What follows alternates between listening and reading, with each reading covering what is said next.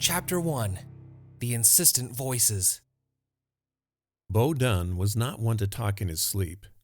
Bright, almost 15 years old, and soon to start high school, he was even less inclined to admit it. Yet, there he was, a week before his final operation, asleep in his bed, talking. He wasn't mindlessly babbling, though. He had heard a voice, deep, gravelly, and measured, yet soothing, like the comforting growl of his dad's red '95 Camaro as it eased into the driveway late at night after one of his long business trips. The voice called Beau's name several times. Finally, the boy dialed in. "I hear you, sir," he said, rolling onto his right side. "So, who are you?" "I am Kelmelius, and I am real. That's the first thing." The voice paused. "Okay, Kel, yeah, I think I've got that," said Beau. "Is there a second thing?" "There is, and it is this. I cannot control your thoughts or actions. I can only teach you, and that will take time. Your human mind has to grow into it." "My human mind, what?" Beau turned to his left side and yanked up the covers. "The spirit minds of home realm children are quicker, more accepting, limitless," continued the voice. "But that has its downside. Long ago, while I was teaching those beings, one of their own preyed on that openness, deceiving many and turning them against me. Since spirits can't die, I had to exile and confine him and his followers to stop the madness, meaning they could never become earth children. I thought that would end it. Over the centuries, though, he's never given up, and now he's discovered how to escape. That is the third thing." "And?" asked Beau, his eyes still closed and his body now a limp rag under the covers. "And you must bury him. That's the fourth thing. It could be the last thing if it's not done soon and properly." "Okay," said Beau, more playing than believing. "So how would I—" "That's enough for now. Perhaps too much," said Kelmelius. "Just relax your mind and listen. Listen. Listen." Beau quickly forgot his visitor's odd name, but he couldn't forget the soothing voice. It kept returning, with a different message each time, always at night, right after he'd fallen asleep. As the weeks passed, things got even stranger. On half a dozen occasions, he found himself in crazy, lifelike dreams where Kelmelius, still unseen, gave him odd challenges and taught him new skills. Beau hadn't yet been instructed how to bury a home realm child with a spirit mind and a rebellious streak, but he figured that was coming. Then again, maybe those dreams weren't so crazy after all. Beau lived with his family in Antioch on the California Delta, a place where, in 2002, a teenager could dream. From raising her two daughters there, his mother Abby had seen firsthand the liberating, almost magical effect Antioch had on young people. So, to take Beau's mind off of his upcoming surgery, she and her husband Blake took him and his 13-year-old deaf brother Ty on a field trip on the 4th of July, the day before Beau had his first conversation with the soothing voice. Very early, while it was still dark, they drove in the family SUV up the grassy golden brown hills south of town to watch the sunrise over the distant Sierra Nevada mountains. Since it was too early to explore the main shaft of Black Diamond Mines a half-mile to the west, they hiked upwards still further to get a panoramic view of Antioch below and the San Joaquin River that bordered it on the north. Munching breakfast burritos on the way, the Dunns then motored east to neighboring Brentwood to buy fruit from the roadside stands. Beau was tired from the early start and long walk, but the sweet fragrance of fresh-picked strawberries, peaches, and apricots perked him up and became almost intoxicating in the closed vehicle as they continued their journey and headed toward downtown Antioch. Once there, the Dunns parked as close to the river as they could, pulled out their large rolling cooler, and placed the fruit alongside their water bottles, sandwiches, and chips. Then they grabbed their beach chairs, a sun umbrella, and the guys' fishing gear, and walked the few short blocks to the alley that led to the pier. It was late morning by then, and the streets were beginning to fill with city workers and vendors setting up booths and food trucks, all preparing for the holiday festivities that would begin that afternoon. As the family strolled, Beau noticed how old the businesses and stores looked, nothing like the gleaming shopping centers popping up where he lived 5 miles to the southeast. They'd obviously been renovated since the town's founding in the late 1800s, but they still looked antique to Beau. It was like turning pages in a history book, and he was finally old enough to appreciate the relaxed old town feel. The family continued to the waterfront, waited for a train to pass, and then hurried the remaining short distance onto the pier. Once they'd set up their chairs and umbrella, Beau and Ty spent the afternoon fishing, slurping fruit, eating lunch, slurping more fruit, eating churros, and exploring booths with friends. By sunset, the pier was full of people coming to see the fireworks display. At the appointed hour, a barge shooting off the most amazing fireworks ever was pulled from west to east up the river by a tugboat, and the masses cheered as the display floated slowly past. Beau and his family waited for the crowds to clear after the show, then casually drove home. Beau went to bed very late that night, after the last firecracker in the neighborhood had popped. As he lay there, he heard what he always heard. Nothing, interrupted only by the occasional chirping of crickets, the din of distant dogs barking, and the wailing of another train whistle. And just as his mother had hoped, he fell asleep feeling like he always felt in Antioch. Safe and unrestrained, free to move and grow, and, most importantly, free to dream. With what was about to happen, Beau needed the reprieve, in spite of everything he had going for him. See, on his brainy side, Beau had a mathematician's mind. Everything had to be thought through and logical, and it usually was.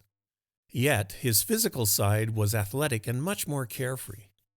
Light on his feet, he loved playing football and dancing to pop music, and he excelled at singing. All of that, together with his light brown hair, soft hazel eyes, and natural confidence, fueled Beau's hopes of one day being a performer. But his birth defect had other ideas. Beau had been born with a colon that didn't work. 4 major surgeries had failed to fix it. That left him no choice but to have one last operation, scheduled for July 12th, a week down the road, to remove the colon entirely and leave his small intestine poking through his skin and emptying into an ostomy bag glued to his side. He knew he'd have to empty that bag every couple of hours or so and replace it twice a week. That, plus the fact that some of his favorite physical activities would likely fall out of reach, was soul-crushing. Those new realities made it difficult for Beau to keep his dreams alive, and almost impossible for him to buy into the upbeat, soothing voice and visions he was experiencing. That is, until he heard a second voice, a very bad voice, just weeks later. Upon returning home after his surgery, there were no more nurses to help maintain the bag, and Beau was on his own. His first attempts to replace it left him frustrated and angry, but he got better and better at it, and soon felt he had the hang of it. Until the first Thursday night in September. "Stupid ostomy bag," he yelled a whisper. It was nearly midnight. He was by himself in the upstairs bathroom, and he'd just smashed his round-nosed bandage-cutting scissors to pieces against the wall across from the toilet. He had the lights off because he had 2 tall candles lit. They were sitting on the counter on either side of the sink, right in front of the big mirror. They soaked up the odor. He hated that smell. He'd been smelling it all his life. And they put out more than enough light for him to work with. He craved sleep. But he couldn't go there until he could get the sticky disc to stay flat on his skin. A full day at school and 4 hours of homework weren't bad enough. Now he'd been trapped in the bathroom for over an hour. What was most frustrating was that he knew he was doing it right. He'd cut a hole in the wafer that holds the bag so the end of his intestine could poke through, and he'd peeled off the backing and pressed it onto his skin. But every time he thought it was all set, an edge would pop loose. It was as if someone was tugging on it and pulling up the edge on purpose to drive Beau nuts. And right when he'd get one part pushed back down and it all looked good, another edge would roll up. It was like that whack-a-mole game down at the arcade. He finally got all the edges smoothed out at the same time. The gluey backing held, suctioning his raw skin. He watched for a couple of minutes to make sure nothing sprang back up. When it all seemed permanent, he pulled up his hospital pajama bottoms with the name Beau Dunn still visible in the waistband and knotted the string above the bag. He bent over to pick up the pieces of his scissors and was stunned to see they were put back together. What the crud? He breathed a bit faster. Then he felt an edge of the wafer rip away again, and it hurt. He turned back toward the candles and the mirror to get more light when a mist surrounded him.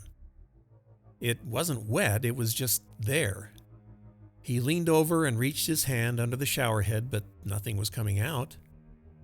Yet the mist thickened. Beau shook his head and again turned back toward the candles and the mirror.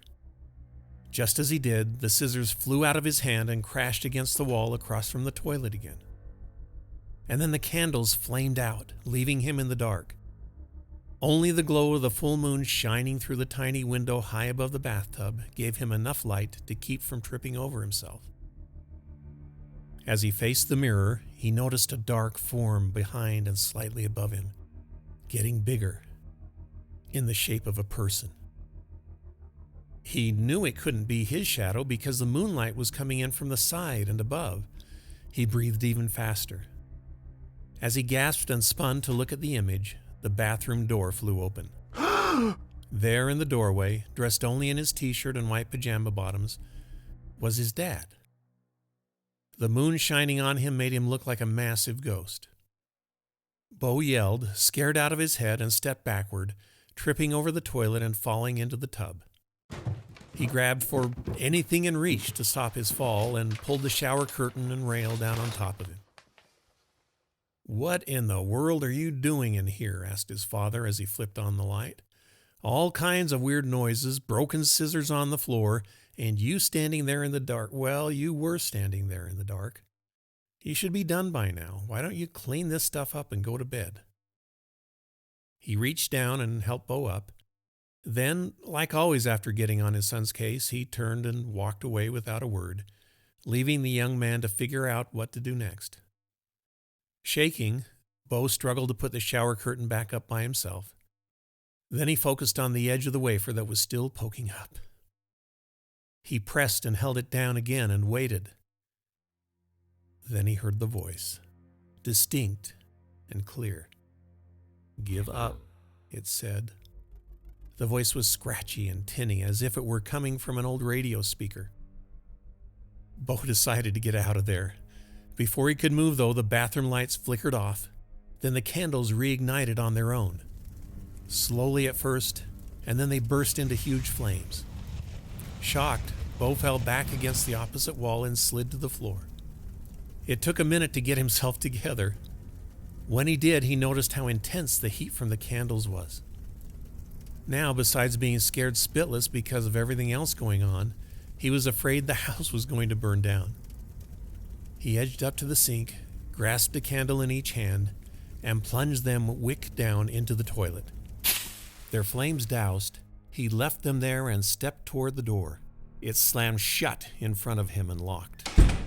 Now he was back in the dark and trapped, with no candles for light. Give up. By now, Beau was hyperventilating. In the moonlight, he made out the doorknob. When he grabbed it, it was covered in slime so slick he couldn't grip it. Maybe it's that misty stuff, he thought. He tried and tried to latch on and turn the knob, but it was no use. Panting, he dropped to his knees and reached out for the scissors on the floor by the toilet. They were back together in one piece, again. He snatched them, then he spun back to the door and found the knob. He opened the scissors wide and slipped one rounded end into a screw head. He turned it hard, too hard, and bent the blade until it was useless. So he tried the other one, more carefully this time. It bent a little, but the screw finally gave way. He turned and turned until the long screw came out. Then he did the same with the other one, the doorknob banging and scraping the whole time. At last, he wrestled the knob out of the door and pried the latch to one side with his little finger. Beau yanked the door open, stumbled from the bathroom, and rushed into the bedroom he shared with Ty. He closed the door behind him and slipped into bed, pulling the covers up to his chin, as if they could protect him. Terrified but exhausted, he fingered the sticky wafer to make sure it was holding. That was the last thing he remembered, that and spying the bedroom door, listening for the bad voice. In the days that followed, the bad voice returned often, usually while Beau was awake, and apparently just to discourage him. It succeeded. Having to wear the bag was depressing enough. Now Beau had a heckler he couldn't even see. Yet he couldn't dismiss this voice. He had discovered early on you can't pretend you don't notice when something is bringing you down. Yet the bad voice's very existence made Beau wonder if the soothing voice might be every bit as real. End of chapter.